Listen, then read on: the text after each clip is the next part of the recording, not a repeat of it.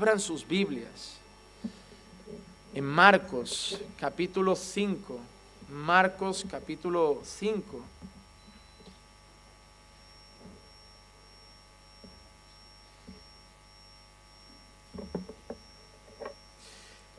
Marcos capítulo 5, y voy a estar leyendo del 25 al 34, del versículo 25 al versículo 34. Y dice así la palabra del Señor. Y una mujer que había tenido flujo de sangre por 12 años y había sufrido mucho a manos de muchos médicos y había gastado todo lo que tenía sin provecho alguno, sino que al contrario había empeorado. Cuando oyó hablar de Jesús, se llegó a él por detrás entre la multitud y tocó su manto, porque decía: si tan solo toco sus ropas, sanaré. Al instante, la fuente de su sangre se secó y sintió en su cuerpo que estaba curada de su aflicción. Y enseguida Jesús, dándose cuenta de que había salido poder de él, volviéndose entre la gente, dijo: ¿quién ha tocado mi ropa?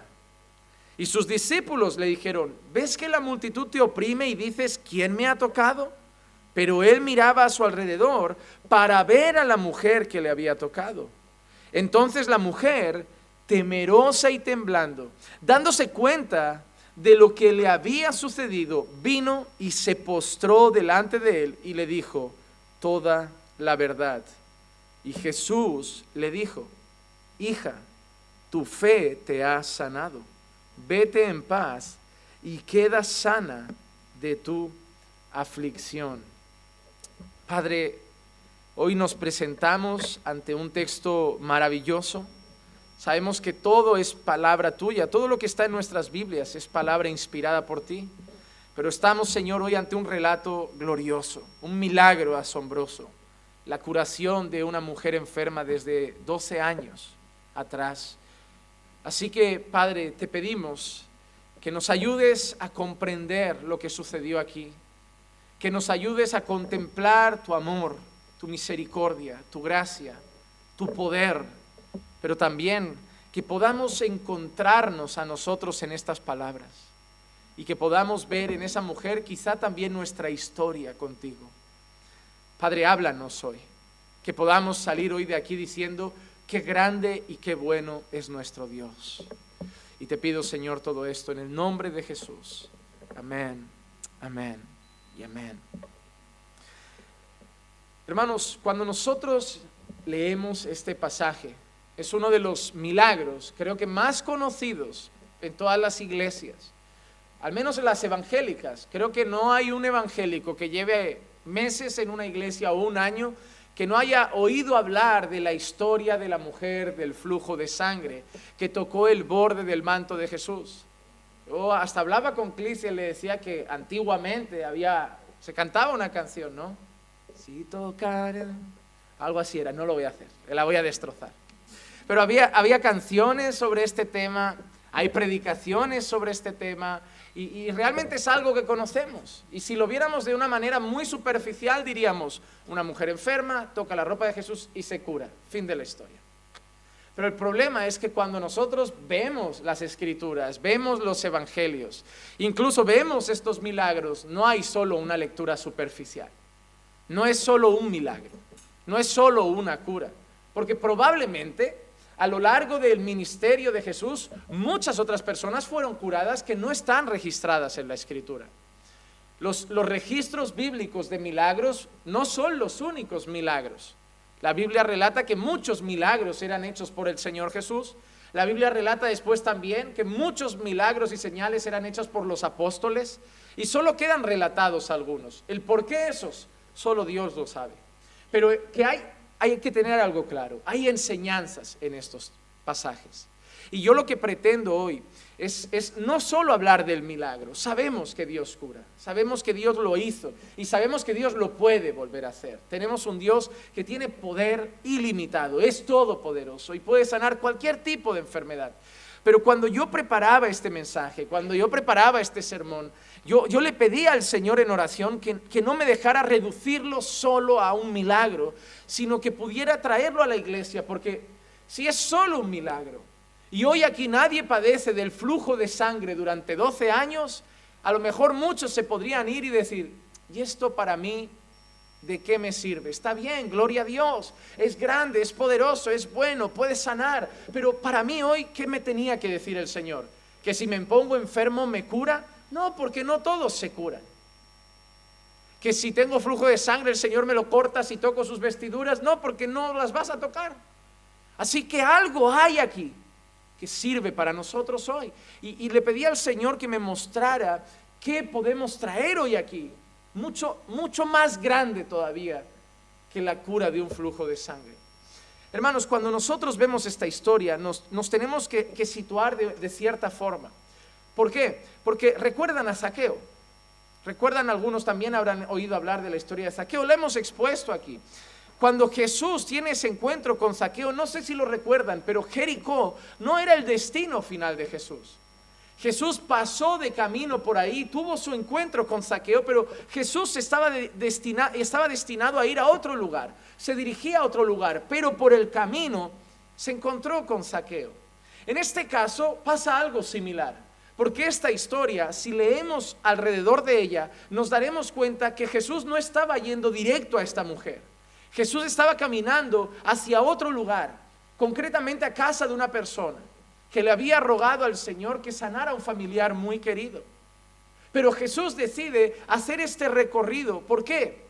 Al igual que con Zaqueo, al igual que con esta mujer, a veces Jesús tomaba rumbos en sus destinos porque tenía propósitos, y sobre todo propósitos de salvación. Cuando nosotros vemos el encuentro de Jesús con la mujer samaritana, para ir donde Jesús tenía que ir, habían caminos más cortos o más largos, pero nadie quería pasar por Samaria por la relación que había entre judíos y samaritanos. Sin embargo, Jesús quiso pasar por Samaria. ¿Por qué? Porque tenía un propósito: encontrarse con la mujer samaritana y obrar poderosamente en la vida de esa mujer, salvar a esa mujer, así como tuvo el propósito de salvar a Zaqueo.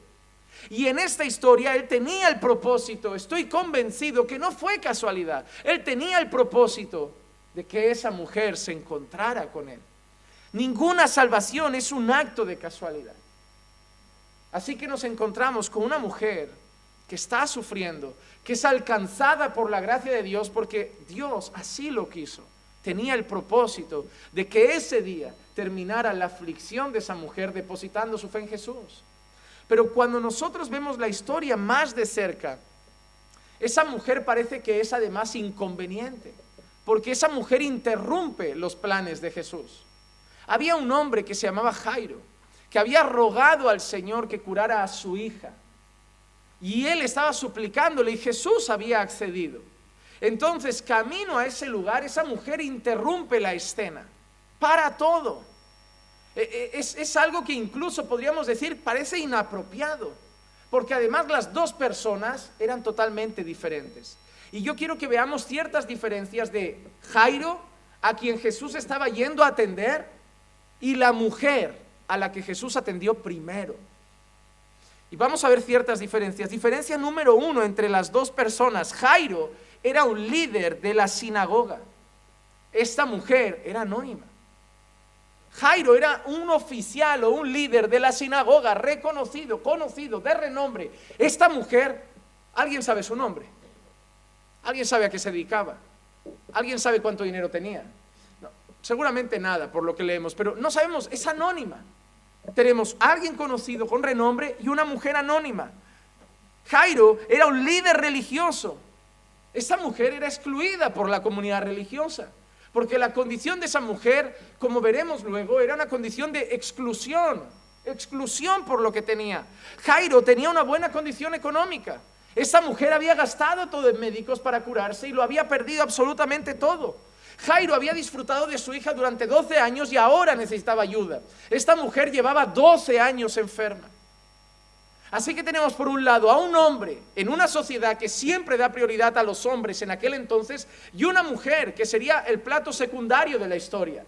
pero además un hombre respetable al lado de una mujer considerada inmunda en aquel entonces por lo que estaba sufriendo. Tenemos a un hombre líder de la sinagoga y una mujer anónima. Y la cuestión es que Jesús acaba atendiendo la necesidad de los dos. Y primero la mujer. Pero Jesús acaba atendiendo al líder religioso y Jesús acaba atendiendo a la mujer anónima. Porque lo primero que tenemos que recordar es que Dios no hace acepción de personas. Dios se podía haber girado y decir, oye, no, tú no, necesito, ahí hay un hombre respetable, honorable, líder judío, líder de la sinagoga, a él sí que merece mi alcance, él sí que merece mi gracia, él sí que merece mi misericordia en su casa, pero ¿tú quién eres? Dios no hace acepción de personas. ¿Saben qué? Vivimos en un mundo en el que cuanto más tienes, más vales. Es muy curioso. Si nosotros, que somos desconocidos, vamos a comer mañana a un restaurante de esta zona, nos van a cobrar, ¿sí o no? Pagaremos lo que comemos, ¿sí o no? Pues si va un millonario como Leo Messi, ¿saben qué le van a decir? No, invita a la casa, porque Messi ha venido. O sea, nosotros que tenemos que hacer un esfuerzo para comer fuera, lo pago. Él que podía comprar el restaurante, le invitas. Porque vivimos en un mundo que la reputación lo es todo. Vivimos en un mundo que si tienes mucho serás bien tratado. Te abrirán la puerta del coche cuando bajes. Te tratarán con un trato especial en los restaurantes. Si tú llamas para reservar mesa en algunos restaurantes de Barcelona, te dicen completo. Pero si llamas y dices, soy Cristiano Ronaldo, ¿tenéis mesa? Sí. Y llaman a otro y le dicen, perdone, me equivoqué, su mesa fuera. O le montan una nueva. Pero Dios no es así. Dios no es así. Cuando salimos a la calle, la gente nos mira por lo que vestimos. Cuando vas en chándal, la gente, pues pasas desapercibido. Hoy a lo mejor te pones americana, corbata, pasas y la gente te mira como, qué elegante. ¿A qué se dedicará? ¿De qué trabajará ese chico? ¿Trabajará en banca?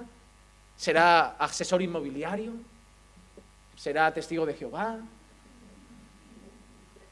Pero las apariencias hacen que unos se giren y otros no. Tú no vas a buscar trabajo en chándal. Tú vas a la entrevista de trabajo bien arreglado. Porque vivimos en un mundo de apariencias, donde quien tiene la casa más grande ha llegado más lejos, quien tiene el coche más lujoso es más respetado, quien tiene el cargo más grande es más honrado. Por eso al hermano a veces lo desprecio, pero al pastor me inclino. Dios lo bendiga, pastor.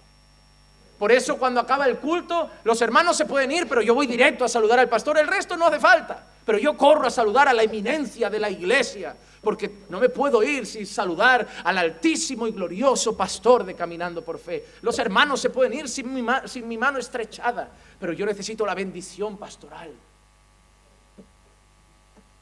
Hermano, es vergonzoso cuando hermanos incluso vienen al culto, no saludan a nadie al irse, pero corren al altar para saludarme. Yo cuando veo eso y veo que nunca, luego no van a nadie más, digo, la Biblia nos llama como creyentes a no hacer acepción de personas, ni siquiera con los pastores. Y aquí vemos eso. Dios no hace acepción de personas. Dios no estaba mirando quién llevaba el traje más bonito, quién tenía más dinero en el bolsillo, quién podía aportar más ofrendas después a la misión cristiana. Dios no estaba mirando quién era hombre o mujer. Dios no estaba mirando quién era conocido o no. Dios no estaba mirando quién tenía un título o no. Dios veía dos personas necesitadas y Él iba a derramar su gracia en las dos. Porque Dios no hace acepción de personas. Vamos entonces a analizar ahora a nuestra mujer, a la protagonista de nuestra historia. Y vamos a empezar hablando de su condición, la condición de la mujer. Versículos 25 y 26 dice así: y una mujer que había tenido flujo de sangre por 12 años y había sufrido mucho a manos de muchos médicos y había gastado todo lo que tenía sin provecho alguno, sino al contrario, había empeorado. Así que vamos a empezar a montar nuestra historia. Tenemos una mujer. ¿Qué más dice? Díganme. ¿Qué tenemos más? Enferma. ¿Qué enfermedad? Flujo de sangre. ¿Qué es? ¿Qué es el flujo de sangre? Estaba menstruando 12 años sin parar. visto algunas mujeres cómo se ponen por menstruar 5 días. Imagínense esa señora que lleva 12 años. Lo primero que pienso yo es que debería tener una anemia como la copa de un pino, porque 12 años sangrando sin parar, lo primero que me vino a la cabeza es anemia, falta de hierro, y no creo que en aquel entonces hubieran pastillas de hierro para reforzar. Así que físicamente estaría débil, muy delgada, destrozada, sin ánimo, los ojos hundidos, demacrada físicamente, sin fuerza, sin gozo, sin alegría, sin paz, sin esperanza y además sin dinero, porque había intentado todo. Es normal. Cuando al final la salud es lo más importante que decimos que tenemos en esta tierra, ¿no? Después del Señor, pero más que un coche, más que una casa, al final uno cuando se pone enfermo se da cuenta que lo que vale en la vida es estar sano. Uno está en su cama tendido enfermo, ve a la gente salir, disfrutar, vivir y dices tú, no, ahora valoro lo que es la salud, ahora la valoro. Y esa mujer lo sabía, se había esforzado por pagar, para intentar resolver su problema, para ser curada, y había gastado todo. Y no solo eso, o sea, estaba enferma, estaba mal, había gastado todo su dinero, pero al final da un detalle, y había empeorado, la cosa iba a peor. Y esa es la condición de nuestra protagonista. Esa es la condición de nuestra protagonista. No es una mujer llena de vitalidad, con muchas ganas de andar, corriendo detrás de Jesús. Es una mujer que llegó arrastrándose, probablemente porque no tendría ni fuerzas. Vamos a hablar un poco sobre el tema del flujo de sangre para entender más la situación de la mujer. Yo quiero que leamos Levítico 15, 19 al 25. Levítico capítulo 15, 19 al 25. Cuando una mujer tenga flujo, ¿qué tenía nuestra mujer? Flujo, ¿no? Pues entonces esto aplica a nuestra mujer. ¿Sí? Ok, mira qué pasa. Cuando una mujer tenga flujo, si el flujo en su cuerpo es sangre, ¿era sangre? Sí. Ella permanecerá en su impureza menstrual por 7 días. La mujer en su flujo de sangre se consideraba impura durante 7 días. Impura, y quiero que tengan esa palabra en mente, impura, durante 7 días. Y cualquiera que la toque quedará inmundo hasta el atardecer. Voy a parar ahí para que vayamos analizando la condición de nuestra mujer. Para un judío, ¿estar inmundo era aceptable? No.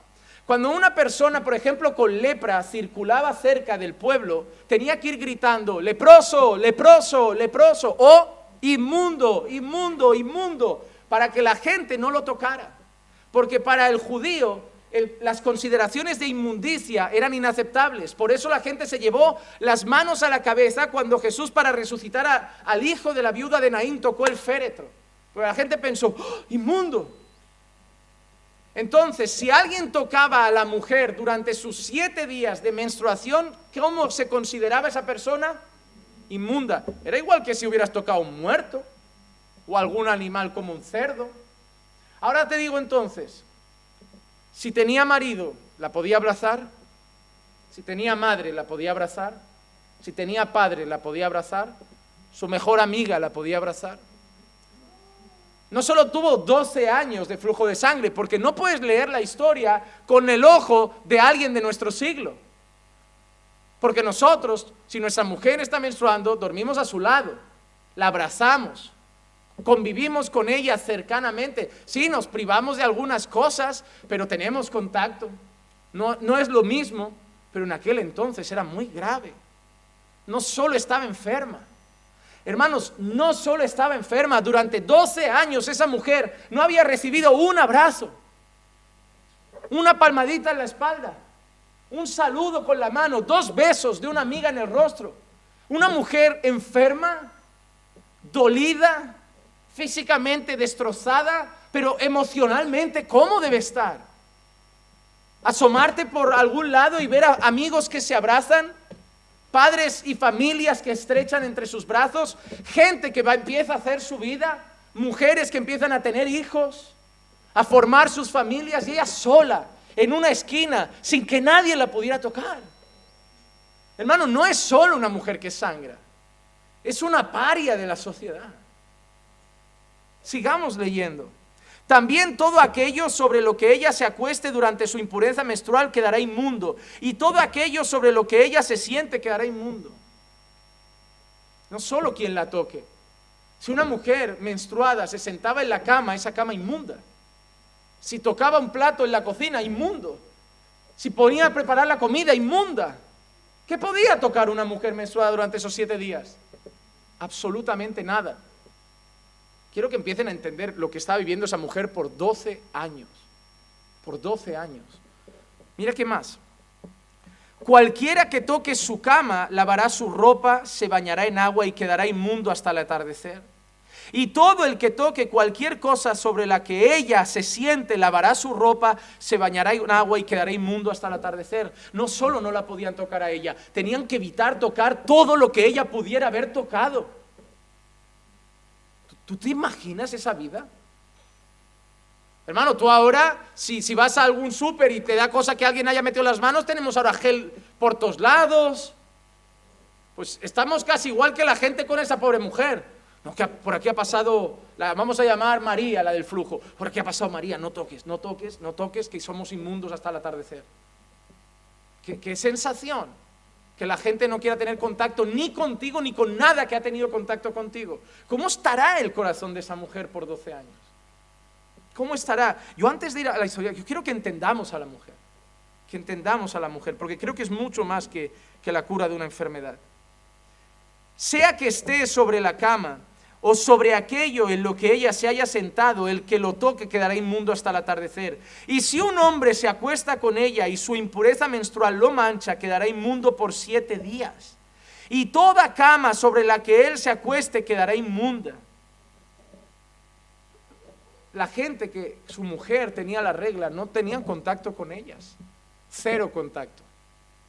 0 contacto. No dormían en la misma cama. 0 contacto.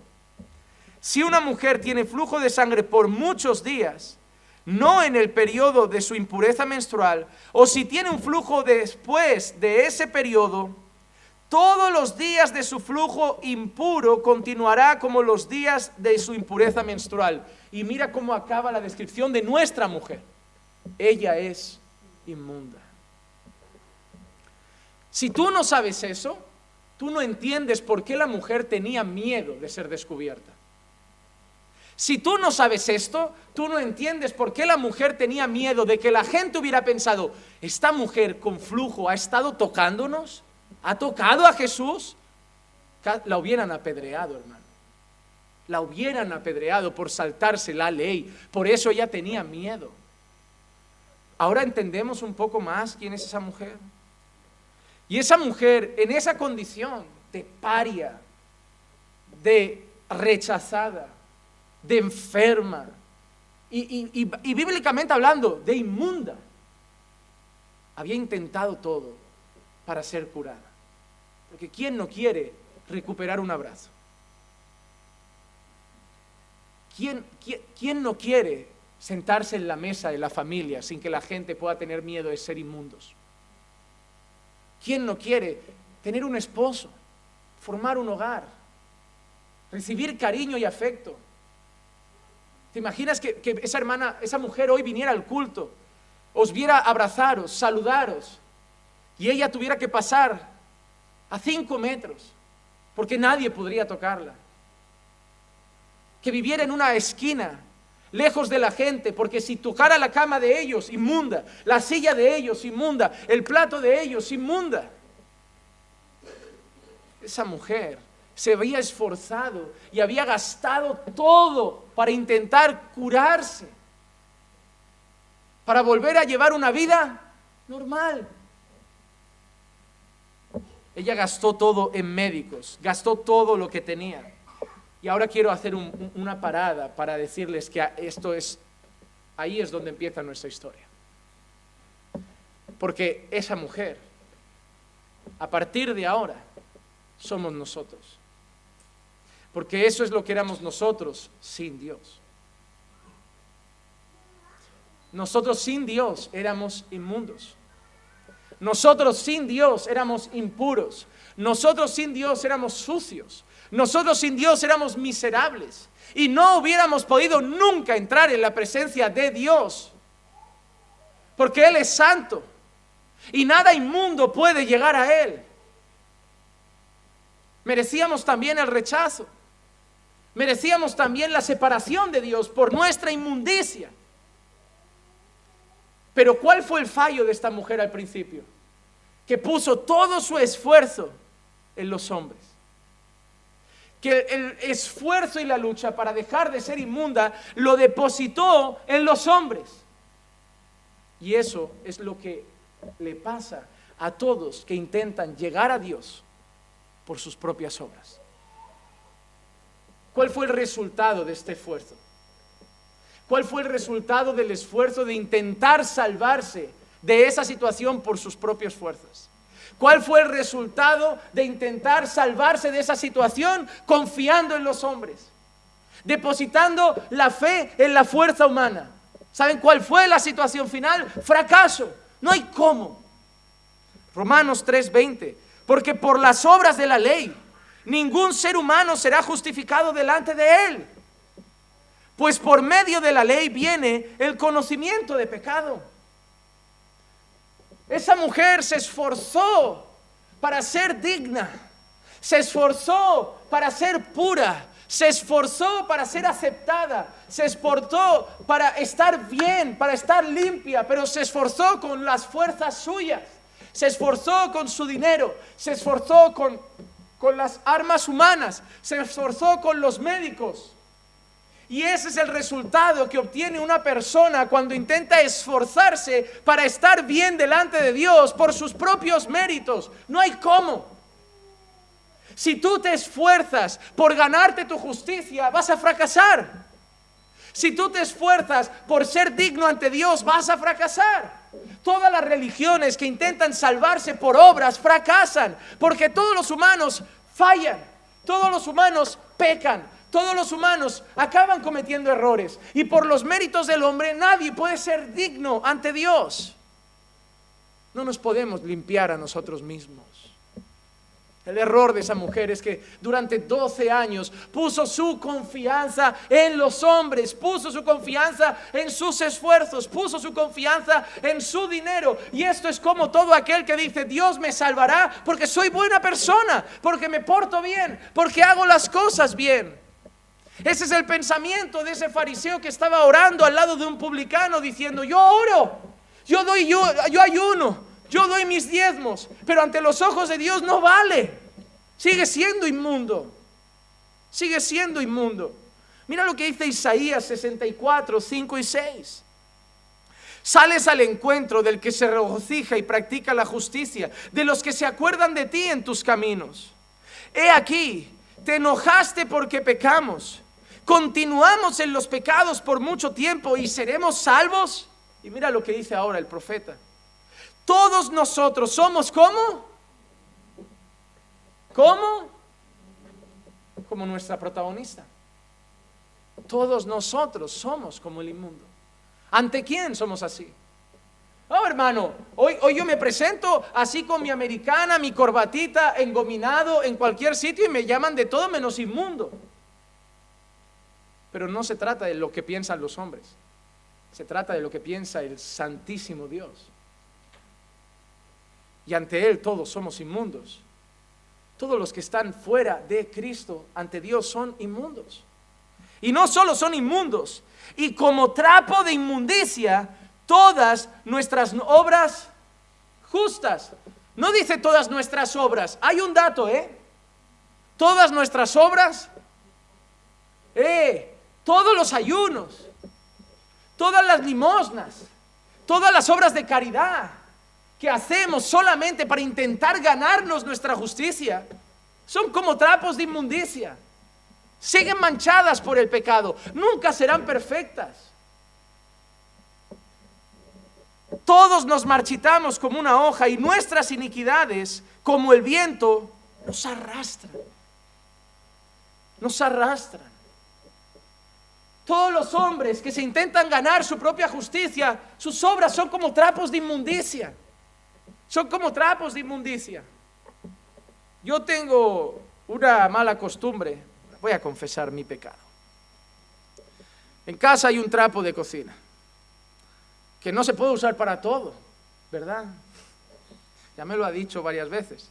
Pero es que siempre está a mano. ¿Sabes ese trapo que tu mujer te dice, esto es solo para la pica, pero se ensució el fogón? Aquí le paso el trapo, lo mojo, ¿no? Y ya. Pero eso yo lo he mojado 800 veces. Hubo un día que se ensució algo y le estaba dando con el trapo, estaba haciendo una buena obra.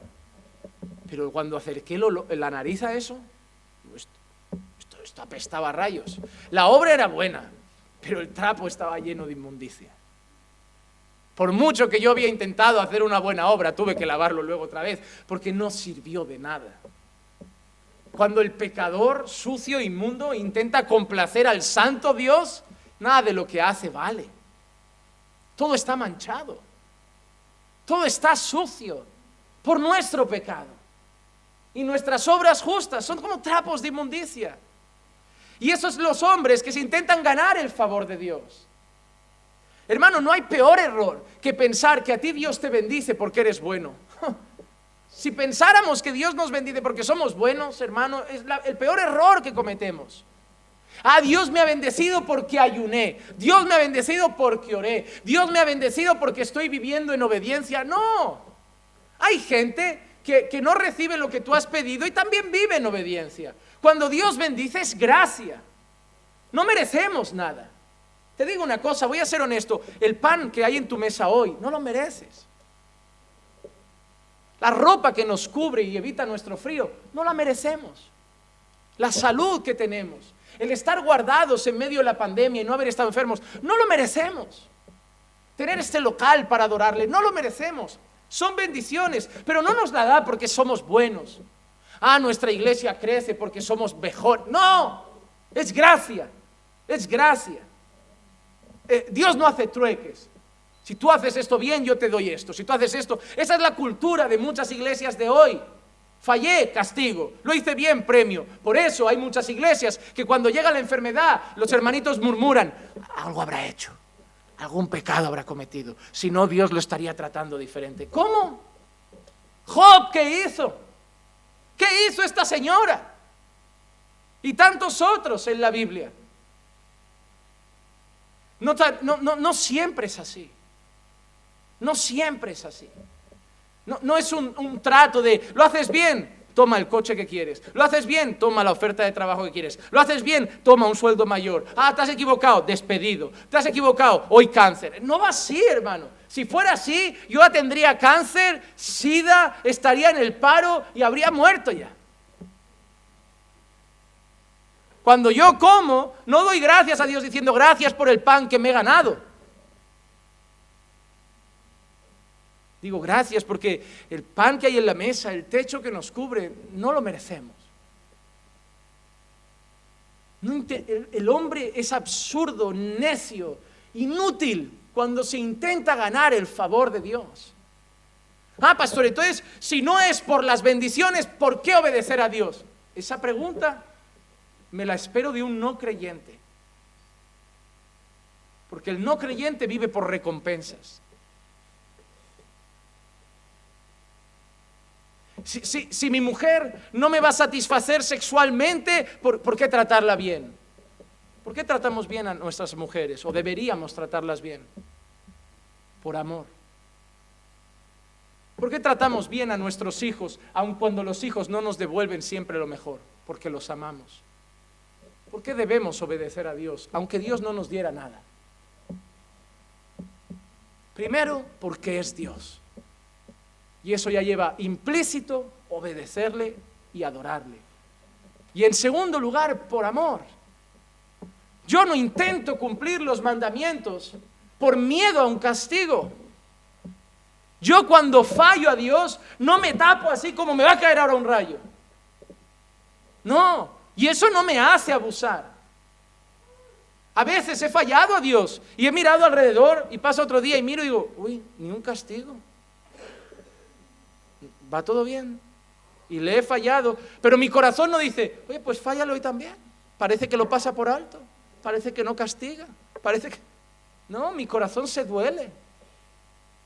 Es más, me duele más porque miro arriba y digo, me merezco el rayo, me merezco el castigo y me devuelves bondad y me devuelves misericordia. Me entran a decir, mátame ya que lo merezco. ¿Por qué me sigues dejando vivir? Porque me ama, por su gracia, por misericordia, porque no se trata de recompensa. Porque no nos ha salvado por una recompensa que nos hemos ganado. Porque no nos ha salvado porque éramos dignos. Porque no nos ha salvado porque éramos buenos. Por gracia nos ha salvado. Por amor nos ha salvado. Esforzarse por ganarse el favor de Dios. Por salvarse, por querer ser justos ante Dios por nuestros méritos. Acaba como acabó lo de esta mujer. ¿Cómo acabó el esfuerzo de esta mujer? Empeoró. El resultado, derrota, frustración. Y cuando el hombre se intenta salvar por sus propios méritos, es el mismo resultado. Mira lo que dice Gálatas 3:10. Porque todos los que son de las obras de la ley, ¿quiénes son esos? Porque todos los que se quieren salvar por obedecer la ley, todos los que se quieren salvar por una vida recta ante la ley, todos los que se quieren salvar por andar conforme a la ley, todos los que tienen su fe puesta en sus obras, pues están bajo maldición, pues escrito está, maldito todo el que no permanece en todas las cosas escritas en el libro de la ley para hacerlas. ¿Por qué todos los que tienen su fe puesta en obedecer la ley están bajo maldición? ¿Por qué todos los que dicen, yo me salvaré, yo me ganaré mi justicia andando conforme la ley? ¿Por qué dice Pablo a los Gálatas que todos ellos están bajo maldición? ¿La intención es buena? Sí. Andar conforme a la ley, ¿no? Caminar conforme a la ley, ser justo y vivir íntegramente. ¿Y me dices que estoy bajo maldición? Sí, ¿por qué? Porque está maldito todo el que no permanece en todas las cosas escritas en el libro de la ley para hacerlas. Todo. ¿Por qué? Mira lo que dice Santiago 2:10. Porque cualquiera que guarda toda la ley, pero tropieza en un punto, uno, no dos, no tres, no varios. El que guarda toda, pero falla uno, se ha hecho culpable de todos. ¿Te imaginas? Imagínate a un fariseo bien comportado que llega ante Dios y le dice, bueno, a pasar revisión. Y llega bien, tranquilo, convencido. A ver qué tal esto. No, bien. ¿Has mentido? Para nada. ¿Has robado? Nunca. ¿Has codiciado mujer ajena? Ni mirada. Nada. Y hay una lista, y otro. Y este mandamiento, y este hecho, y este hecho, y este en verde, y este correcto, y este correcto. ¿Has amado a todos? ¿Nunca has odiado a nadie? Bueno, ¿alguna vez sentí odio, rabia por alguna persona? Uy, toda la basura. A ver, ¿cómo? Espérate. Te he hecho todo esto. ¿Y solo he tenido un sentimiento de odio un día malo que tuve? No, pero es que quien rompe uno. Los otros, basura. La pregunta es entonces, ¿y entonces quién se salva? Por eso están todos bajo maldición. Porque no hay absolutamente nadie que guarde toda la ley. Y por lo tanto, los que confían en ser justos por las obras de la ley están bajo maldición. Como esa mujer que tenía su confianza en ser curada bajo el esfuerzo de los hombres. Estaba inmunda, no había esperanza. Pero nuestra historia cambia cuando esta mujer hace algo. Puso los ojos en Jesús. Ahí cambia todo, hermano. Ahí cambia todo. Puso los ojos en Jesús. Versículos 27 y 28. Y ahí nuestra historia ahora va a cambiar, porque hasta ahora era una historia triste, esto era un drama. Pero ahora viene el final feliz. 27 y 28. Cuando oyó hablar de Jesús, eso lo cambia todo. Cuando oyó hablar de Jesús. Hermanos, ¿cuánta gente hay en esa calle que ahora mismo se están prostituyendo, entregándose a los deleites, entregándose a los placeres, entregándose al pecado? Y su vida va a cambiar cuando oigan hablar de Jesús. Ay, mi vida cambió cuando conocí a Clicia. No, mi vida cambió cuando oí hablar de Jesús. Yo no estaría hoy con Clicia si no hubiera oído hablar de Jesús. Ay, mi hijo cambió cuando conoció la iglesia. No, yo cambié cuando oí hablar de Jesús. Ah, el carácter, el corazón de ese hombre cambió cuando oí hablar de Jesús. La historia de la humanidad se divide en dos épocas, antes de Cristo y después de Cristo. Nuestra historia personal se define por dos épocas, antes de Cristo y después de Cristo. Cuando oyó hablar de Jesús, se llegó a él por detrás entre la multitud y tocó su manto, porque decía: si tan solo toco sus ropas, sanaré. Ella, ¿qué había oído hablar de Jesús para que tuviera ese pensamiento? Hay un varón galileo que por donde él llega, el cojo anda, el ciego ve, el mudo habla, el sordo escucha y hasta muertos resucita. Esa mujer dijo: si yo toco su manto, seré sano, seré sana. Así que esta mujer hizo lo único que puede hacer que un hombre injusto y pecador sea visto como un hombre digno ante Dios: poner su fe en Jesús. Hebreos 12:2. Puestos los ojos en Jesús, el autor y consumador de la fe, quien por el gozo puesto delante de él soportó la cruz, menospreciando la vergüenza, y se ha sentado a la diestra del trono de Dios.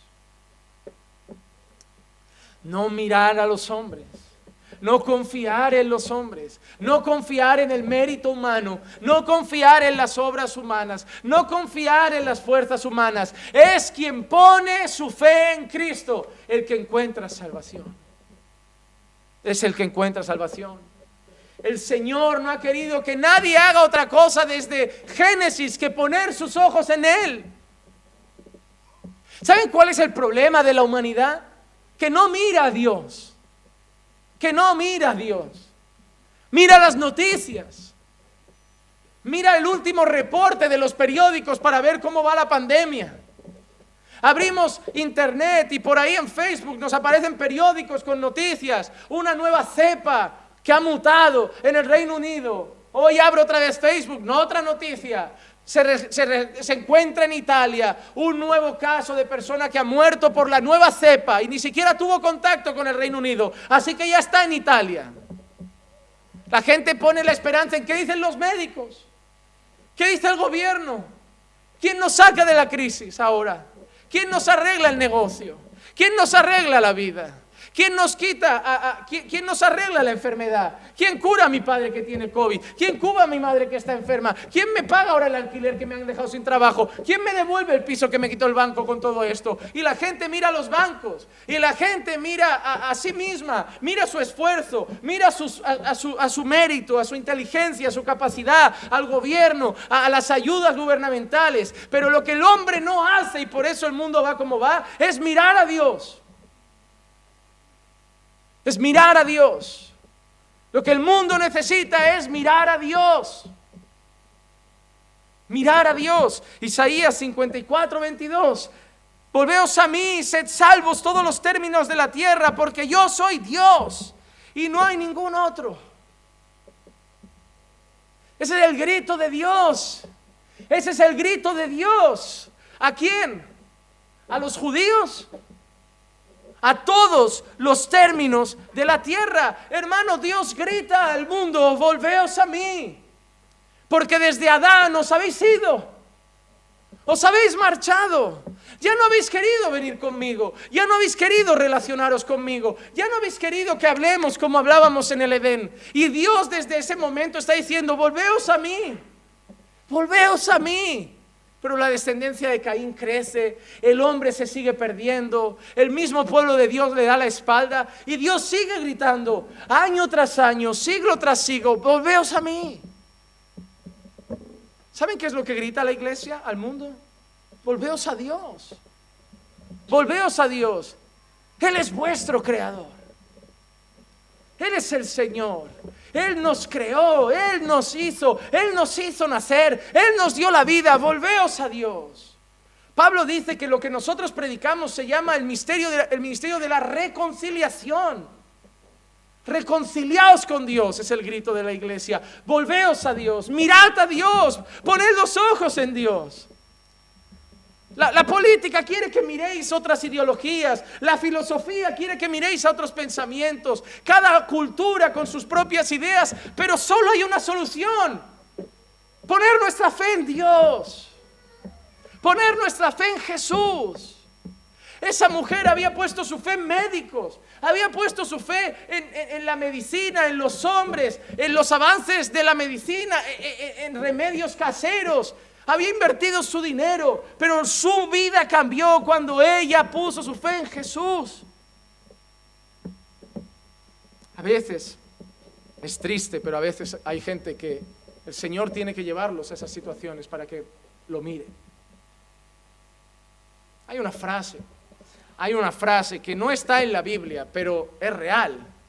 Siempre hemos dicho: quien no viene a Dios por amor, viene a Dios por el dolor.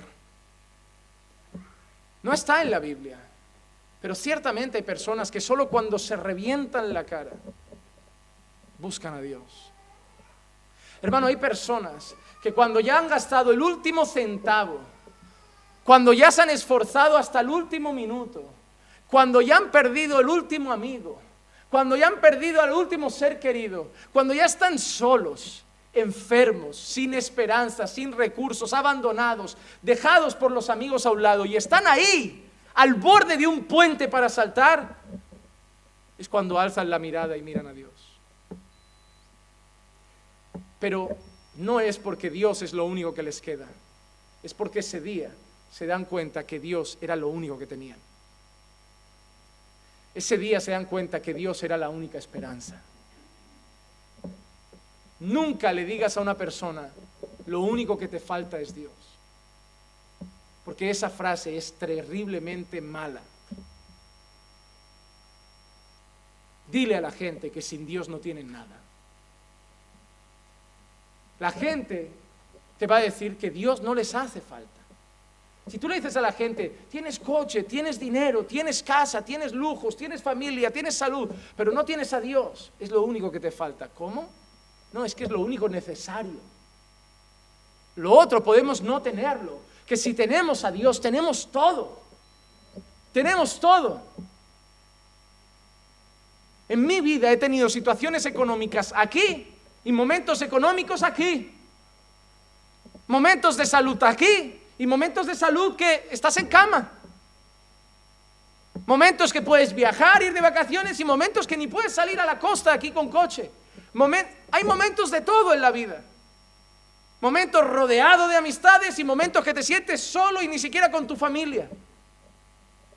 Pero si tienes a Dios, tienes todo.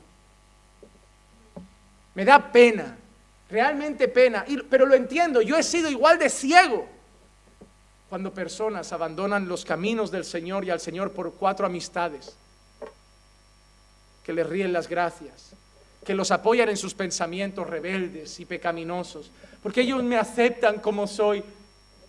Fállales un día, porque todos hemos tenido amigos que nos aceptaban como éramos hasta que dejamos de ser como ellos querían. ¿Por qué tus amigos te aceptan como eres cuando pecas, pero cuando eres un buen cristiano no te aceptan? ¿Por qué tus amigos que no son cristianos, ellos van, si tú vas al bar, si tú vas al baile, pero ellos no te siguen a hacer las cosas de Dios? ¿Tan amigos son? ¿O es que solo te quieren cuando tú te revuelcas en el lodo con ellos?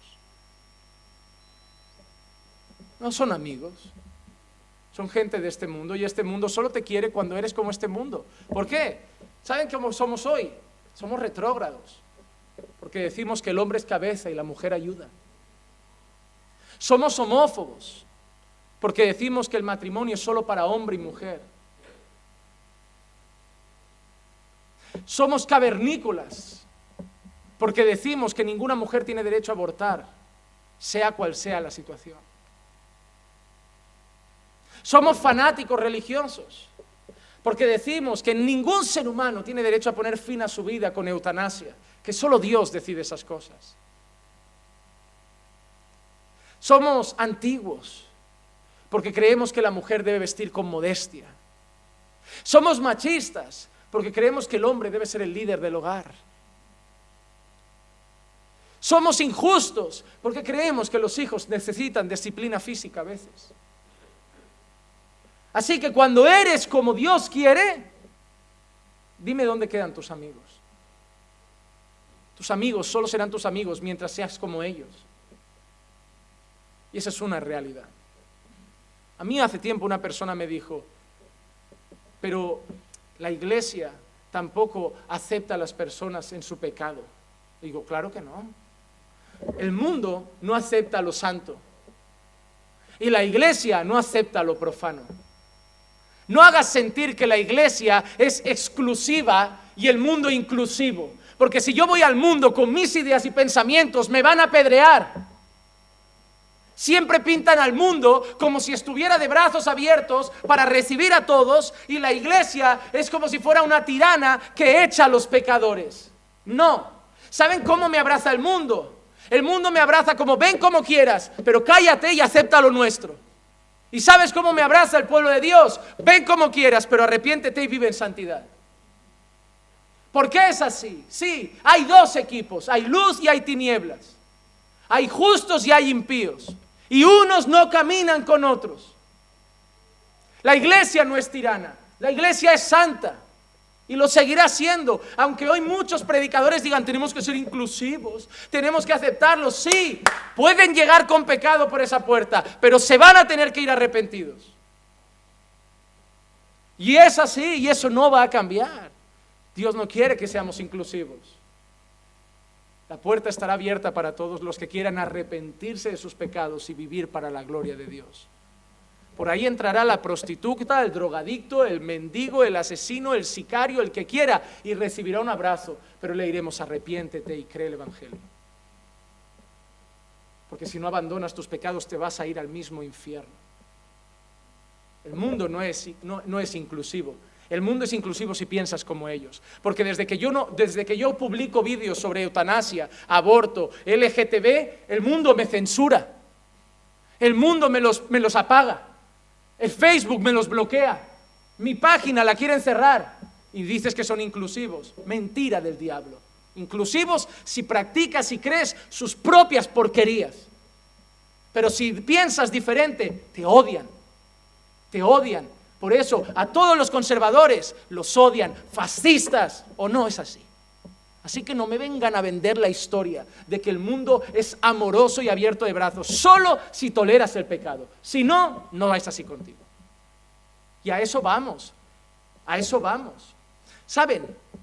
Dentro de unos años, esa gente que dice que el mundo es amoroso, esa gente por prostituirse no estará en la cárcel, por drogarse no estará en la cárcel, por emborracharse no estará en la cárcel, por practicar el pecado no estará en la cárcel, pero dentro de unos años verán como muchos estamos en la cárcel por predicar contra el pecado. Y ahí me vendrán a decir que el mundo es bueno. No, el mundo odia la luz, porque cuando Jesús vino pasó exactamente lo mismo. La luz vino al mundo, pero el mundo prefirió las tinieblas. Punto y final.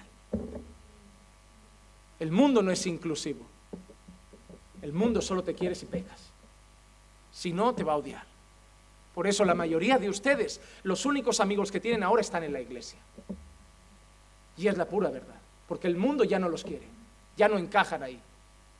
Ya no encajan. Para ellos ahora son aburridos. Ya no tienen gracia su vida.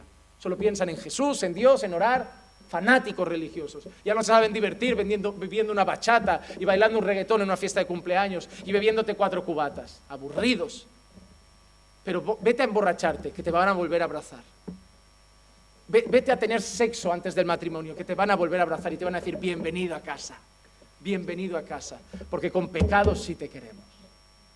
Porque ahora sí, no nos hace sentir a nosotros culpables. Ese es su problema. Porque cuando tú vives bien, en santidad, ellos se empiezan a sentir incómodos. Pero cuando todos pecan, hermano, en el reino de ciegos. El tuerto es el rey. En un reino de pecado, el que peca menos ya es considerado buena persona. Por eso no he violado, no he matado, yo soy buena persona. Es el problema. Pero esta mujer hizo lo que tenía que hacer, miró a Jesús y puso su fe en Jesús. Y lo que más me agrada de todo esto es cuánto tardó su vida en cambiar. ¿Cuánto tardó? En un instante cambió. Versículo 29. Al instante la fuente de su sangre se secó y sintió en su cuerpo que estaba curada de su aflicción. La historia de esa mujer cambió al instante. De enferma a sana en un segundo. De repudiada a aceptada en un segundo. De soledad a compañía en un segundo. De perdida a hallada en un segundo. Después de ese día, alguien la pudo abrazar. Después de ese día pudo comer en la mesa con su familia sin que nadie se alejara. Dormir en la cama. Formar una familia. Y todo cambió en un segundo. ¿Sabes cuánto necesita Jesús para salvar a alguien? Un segundo. Un segundo. ¿Sabes lo que es más maravilloso de la salvación? Es que es una obra gloriosa, pero que solo necesita un segundo. Sagrada Familia no es ni un cuarto de la obra de la salvación y necesita siglos. Nunca lo entenderé, pero ahí la tienen. La salvación es la obra más gloriosa de la humanidad y necesita un segundo. La santificación es un progreso. La santificación dura toda la vida, pero la salvación. Si yo salgo a la calle hoy, predico el Evangelio y una persona se cae al suelo de rodillas diciendo me arrepiento y creo que Jesús es el Señor, en ese instante cambió su vida. Sí, luego empezará a luchar con su pecado, a dejar su pecado, a cambiar su vida y adaptarla para la gloria de Dios, pero en ese instante cambió su vida. Por eso cada vez que viene el domingo y me pongo a predicar, yo miro a todos y pienso, Señor, hoy hay alguien que en un instante puede cambiar su vida. Por eso me da tanta rabia cuando unos van al baño y digo, no saben que en un instante puede cambiar todo. Lucas 22, 23, 42 y 43. Y decía, Jesús, acuérdate de mí cuando vengas en tu reino. Le dijo eso y mira la respuesta de Jesús un segundo después. En verdad te digo, hoy estarás conmigo en el paraíso. En un segundo, de malhechor condenado a pecador redimido. En un segundo, de perdido a encontrado. En un segundo, de morir en la cruz a empezar su vida en el paraíso. La vida de ese malhechor, malgastada toda la vida, de pecado toda la vida, cambió en un segundo, porque en ese segundo, ¿qué hizo ese malhechor? Puso su fe en Jesús. Puso su fe en Jesús. Así que, hermanos, quiero concluir con otra cosa maravillosa y es esta. Jesús la vio primero. Jesús la vio primero. El versículo 30 al 32 dice, y enseguida Jesús, dándose cuenta de que había salido poder de él, volviéndose entre la gente, dijo, ¿quién ha tocado mi ropa? Imaginen un poco la escena para entenderla. Jesús era, ¿cómo lo digo? Como si Justin Bieber pasara por las Ramblas de Barcelona y hubieran 8.000 niñas entre 12 y 16 años alrededor.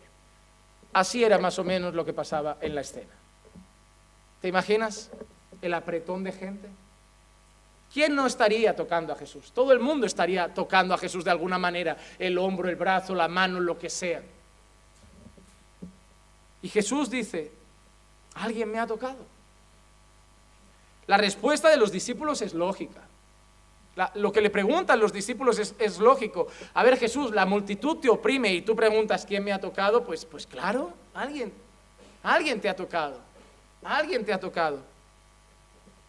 Pero el versículo 33 dice, pero él miraba a su alrededor para ver a la mujer que le había tocado, porque él ya sabía quién había sido. Nadie más lo sabía. Si la mujer no lo hubiera dicho después, nadie lo hubiera sabido. Pero Jesús dice que miraba para ver a la mujer, porque Jesús sabía por qué había pasado por allí. Jesús sabía a quién iba a encontrar allí. Jesús sabía a quién iba a salvar, porque era propósito de Dios. ¿Saben por qué? Porque el primer paso para salvarnos lo da Dios. Si nosotros miramos a Dios, y esto es precioso, es porque Dios nos vio primero. Si nosotros amamos a Dios, es porque Dios nos amó primero. Si nosotros hemos escogido seguir a Dios, es porque Dios nos escogió primero. Porque Dios siempre da el primer paso. Tú no estarías aquí si Dios no te hubiera buscado. Pastor, pero yo llegué, no importa cómo, fue Dios quien lo arquitectó. Porque nuestra historia es tan diferente. Yo cuando leo ahora, por ejemplo, los testimonios de las personas que están haciendo el curso de membresía, hermano, te quedas asombrado.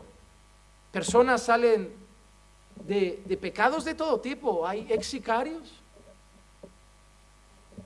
Espero que no vuelvan a su pecado, porque yo soy duro, imagínate.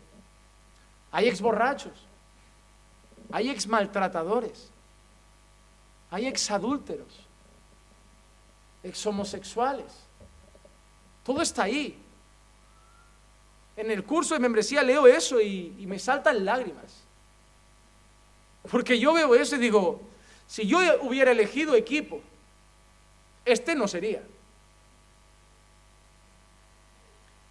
Cuando, no sé cómo era en los colegios de México, Bolivia, Colombia, pero aquí en España, cuando sales al recreo, hay un ratito en el desayuno y todos van a jugar a fútbol.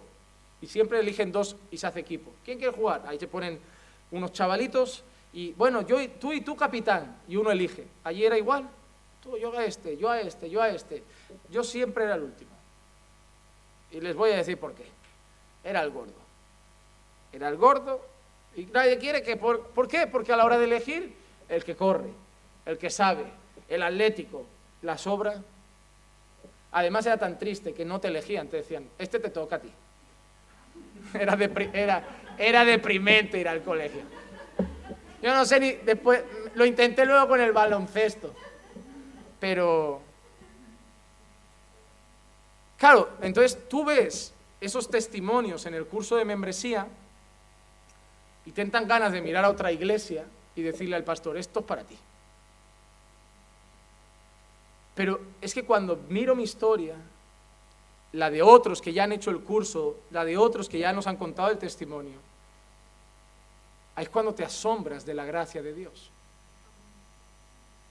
Porque, y esta frase, perdonadme, pero ¿quién en su sano juicio os habría salvado?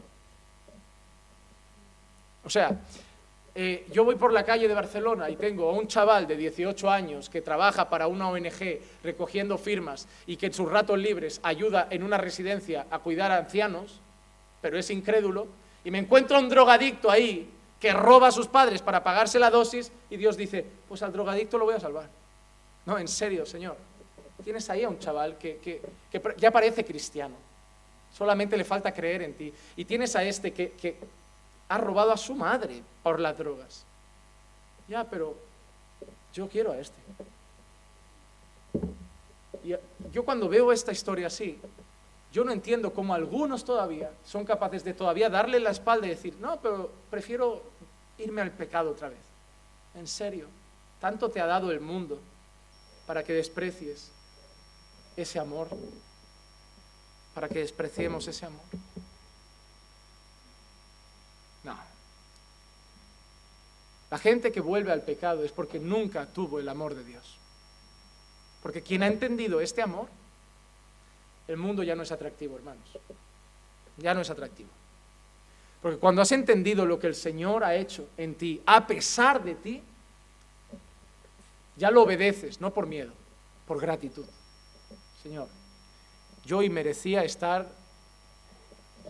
Sí, es que yo le preguntaría a los de los testimonios, a los que salen de las drogas, ellos seguro que lo sabrán. ¿Cuántos amigos han muerto? ¿Cuántos amigos Yo he tenido a un primo en un banco con una jeringuilla en Hospitalet por sobredosis. Yo sé lo que es perder a alguien así. Y su hermano en prisión, por lo mismo, por drogas. ¿Cuántos de las drogas han estado al borde de la muerte? Han visto amigos y gente morir. Y ellos hoy están aquí, incluso reconstruyendo sus vidas. ¿Cuántos habían destrozado su matrimonio en adulterio? Merecían estar solos y abandonados como un perro. Y hoy tienen una familia, por la gracia de Dios. ¿Cuánta gente por pandillas, drogas, los sicarios, han visto gente morir? O ellos mismos los han matado. Merecían mínimo la guillotina, la silla eléctrica. Y hoy están aquí con Dios. Y todavía seremos capaces de darle la espalda y decirle, es que el mundo nos ama más. ¿En serio? No. Versículo 33, terminamos con nuestra historia ya.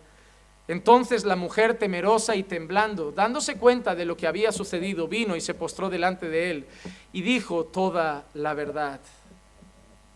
Se arriesgó, confesó lo que había pasado, confesó que había puesto su fe en Jesús y termina con la respuesta asombrosa de Jesús en el versículo 34. Jesús le dijo, hija, tu fe te ha sanado, vete en paz y queda sana de tu aflicción. Hija, tu esfuerzo no te ha sanado. El venir arrastrándote no te ha sanado. Tu proeza de pasar inadvertida no te ha sanado. Tu fe te ha sanado. Romanos 5, 1 y 2 dice, por tanto, habiendo sido justificados por la fe, tenemos paz para con Dios por medio de nuestro Señor Jesucristo, por medio de quien también hemos obtenido entrada por la fe a esta gracia en la cual estamos firmes y nos gloriamos en la esperanza de la gloria de Dios. No hemos hecho nada para estar bien con Dios. Hemos llegado a Dios por fe, por medio de la fe. Es por eso que esta iglesia tiene este nombre. Porque esta iglesia no está viva por otra cosa, sino por la fe. ¿Por qué se llama Caminando por Fe nuestra iglesia? Porque por fe vivimos, por fe andamos, porque el justo vivirá por la fe, porque somos reconciliados con Dios por medio de la fe, porque creemos en sus promesas por fe, porque seguimos firmes por fe, porque seguimos alabando por fe, porque si vemos la gloria de Dios en algún acto milagroso es por fe, porque si seguimos confiando en la salvación de nuestros seres queridos es por fe. Por eso nuestra iglesia tiene ese nombre, porque si nos quitas la fe, nos quitas la iglesia. Porque somos sostenidos por la fe, caminamos por la fe y hemos sido reconciliados con Dios por la fe en Jesucristo. Hermano, si tú estás aquí, es porque ya no eres inmundo, es porque tú creíste en Jesús. Pero hermano, tú debes conocer a gente que todavía quiere seguir siendo bueno a su manera, que todavía quiere seguir ganándose su propia justicia, y que todavía sigue viviendo inmundos de espaldas a Dios. Hermano, yo te animo a que cuando encuentres a esas personas te acuerdes de esta mujer, los mires y sepas que si tú les dices que miren a Jesús y lo hacen, su vida también puede cambiar en un segundo. La tuya cambió. ¿Cuántos de los que están a tu alrededor todavía pueden cambiar? Tú tienes el mensaje. Dios tiene la salvación. Sal a la calle y dile a la gente, mirad a Dios y sed salvos todos los términos de la tierra. Vamos a orar.